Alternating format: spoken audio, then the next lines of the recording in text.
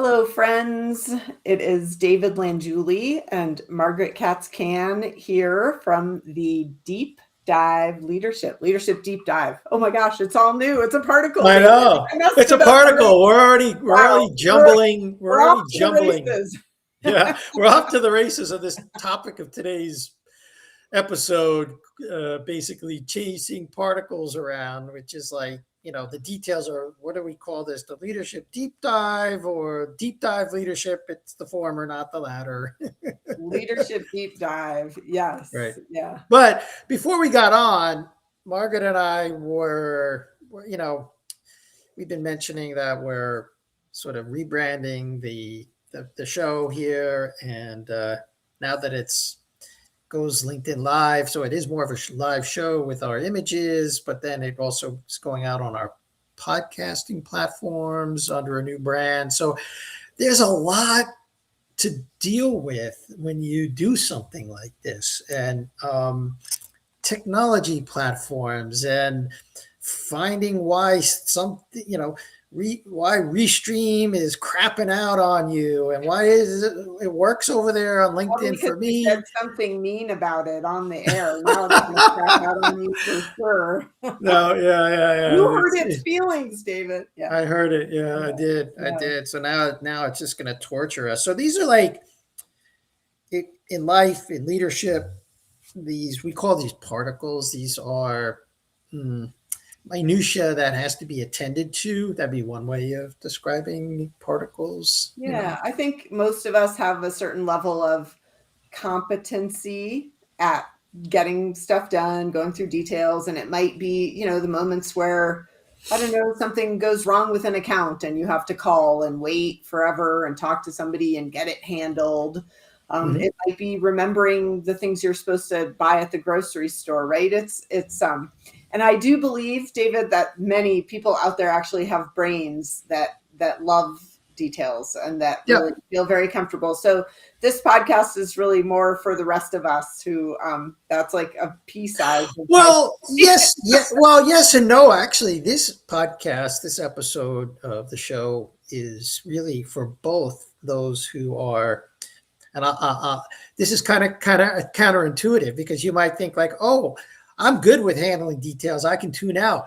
Well, yes, but you may not be good at what is the opposite of particles, which is space, vision, right? Yeah. Because you're so lost in the particles. So I remember we did this exercise in a field where, everybody was like bouncing off each other's, like that was the particles, and your job was to like find the open spaces to weave in and out. I don't know if you did that exercise when you went through the leadership program. Yeah, we totally did. And the way I would describe it, it's like if you're telling a story, the space is like the arc, right? It's holding the story, it's remembering, without focusing, but just knowing that you're going to remember to share the pieces of the story that are important and that you're going to get to the conclusion, right? You're going to, that's the space, that's the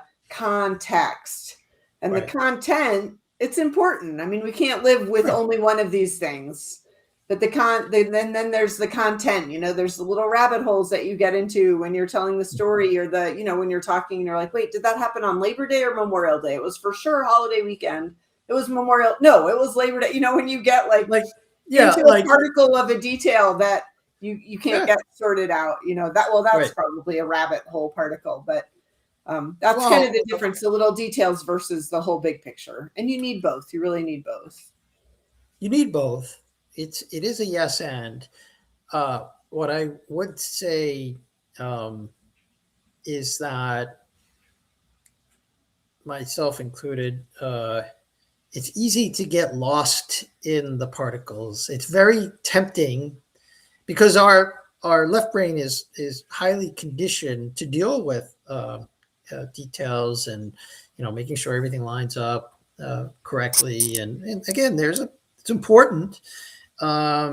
Except when you're up to something that is not dependent on particles.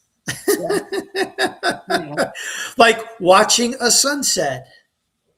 Right. You don't have to worry about the particles. Although you could choose to obsess about the mosquitoes, and that would be a kind of a particle.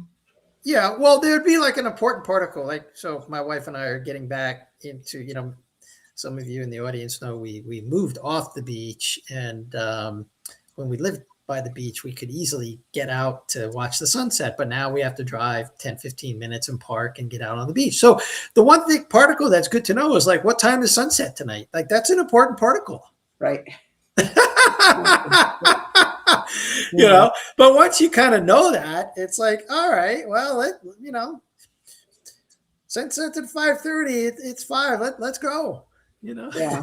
Yeah. And spending all of your time in space. I mean, for sure, I think this is probably true for you as well, David, but have you worked for people who were incredible visionary people who really couldn't be bothered to worry too much about particles, and they're not good at giving instructions, for example, or delegating specifically or communicating. Sometimes people can live too much in the space. So I don't want to, throw particles completely under the bus just because David and I struggle sometimes with particles.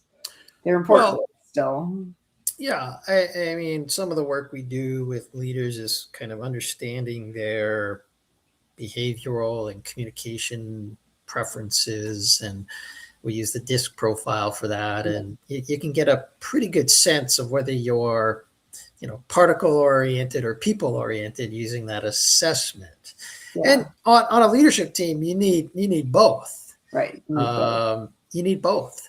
And most people have sort of a preference toward one way or the other, and it's kind of hardwired in. I mean, you can stretch into dealing with details, but if you're generally not a detail-oriented person, then every time you do that, it takes a lot of energy and time for you.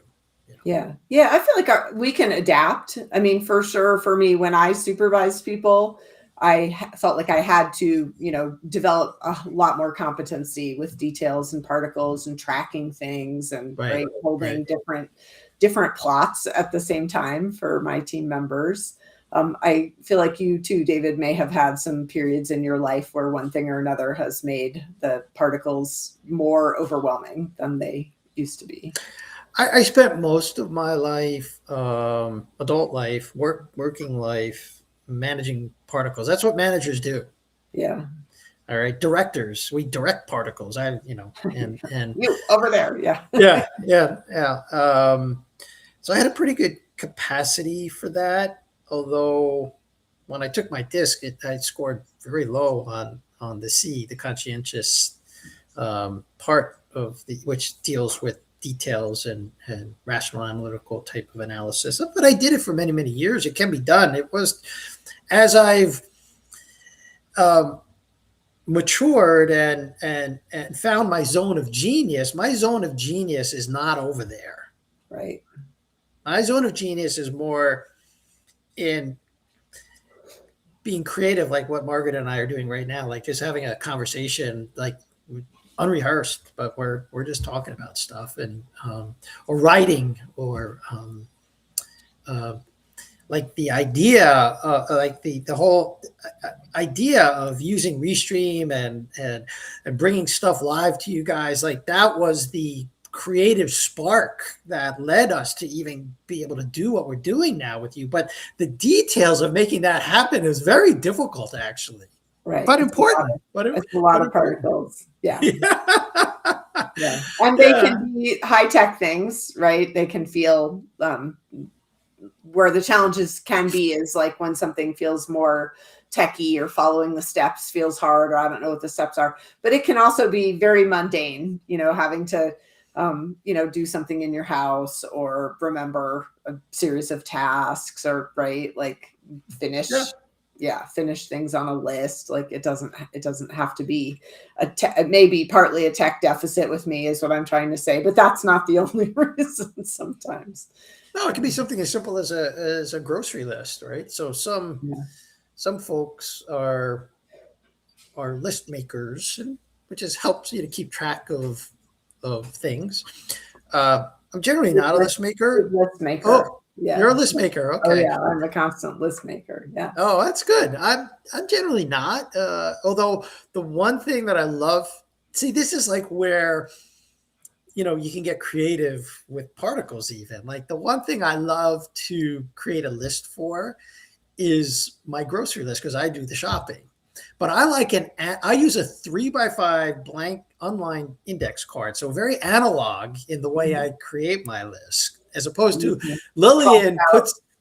Yeah, all right. When I go through this, and I like to have that analog piece of paper, blue pen on a white background when I'm going through the store. Lillian, my wife, loves to put her list on because she does the one bit of shopping she does is Costco, and she just puts it on her phone.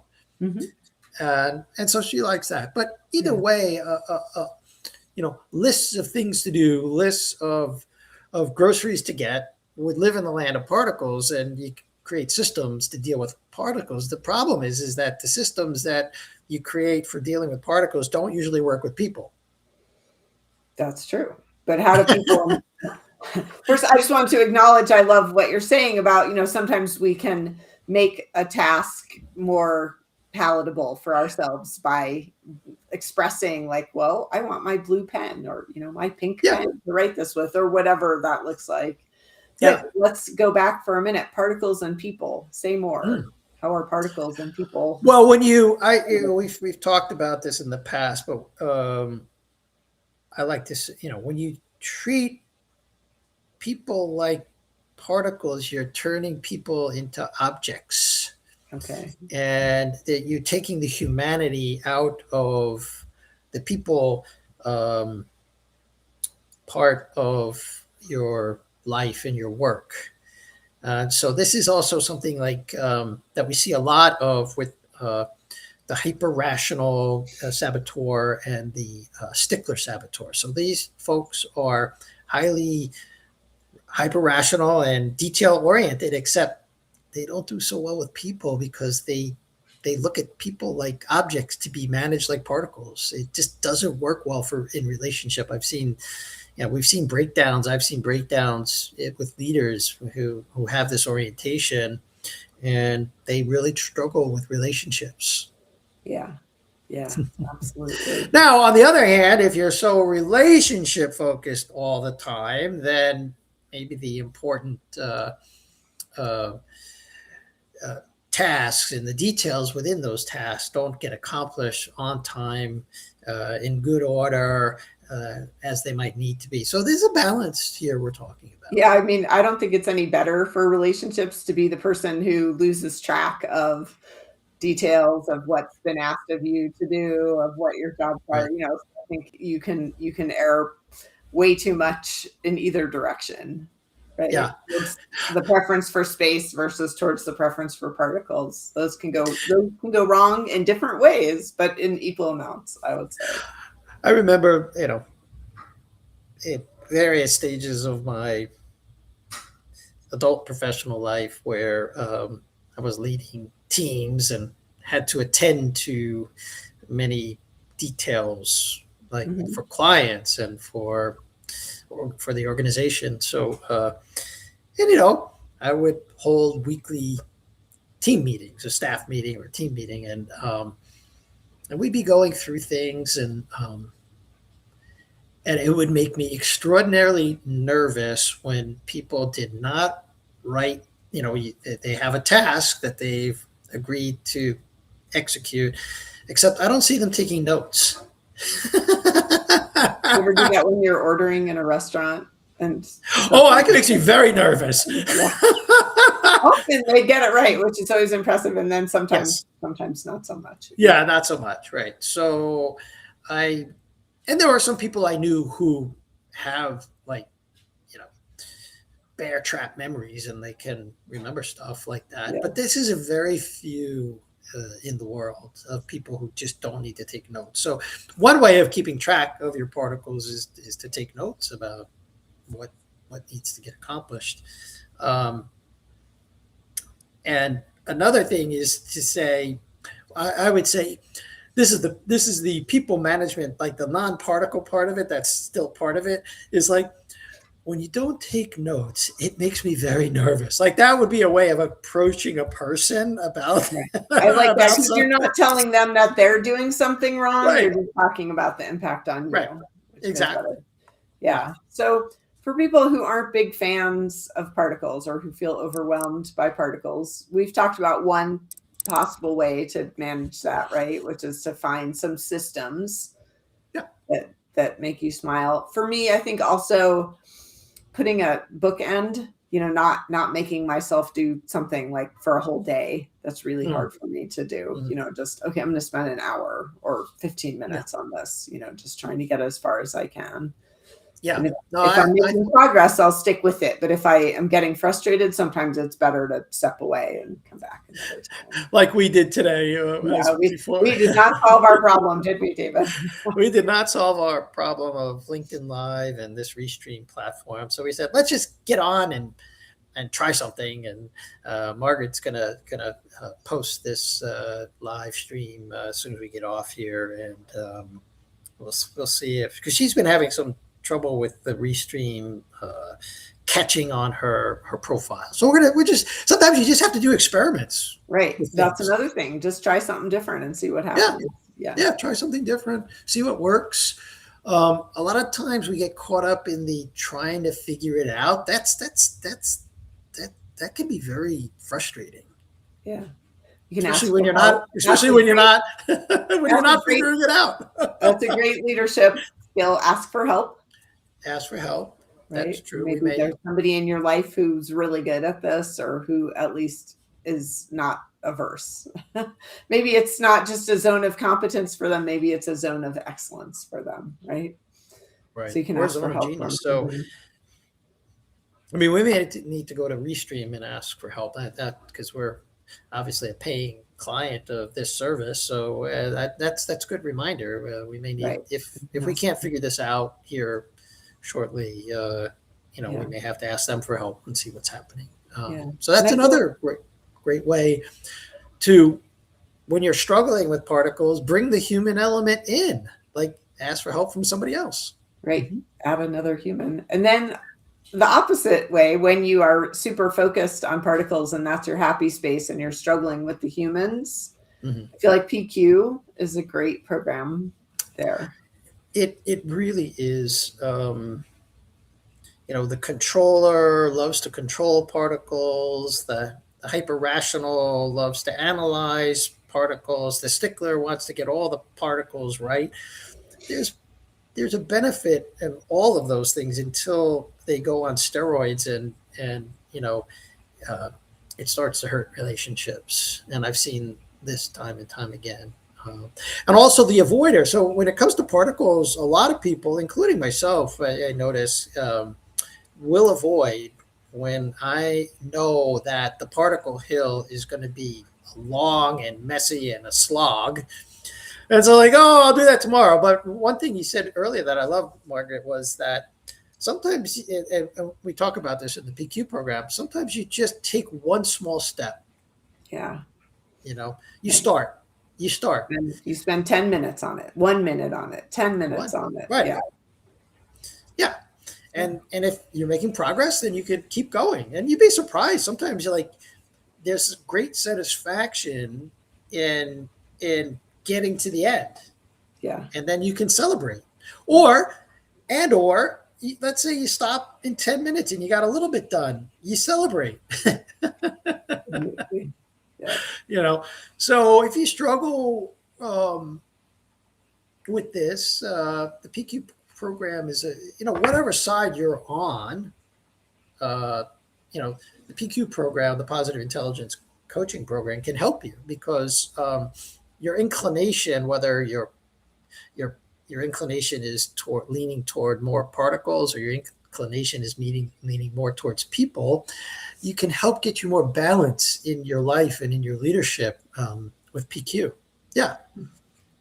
So and learn some skills. Yeah. And learn some skills and learn how to deal with these things because we all have to deal with both particles and people.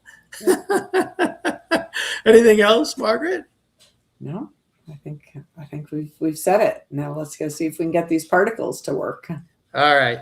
go put it into practice or reach out to one of us for help.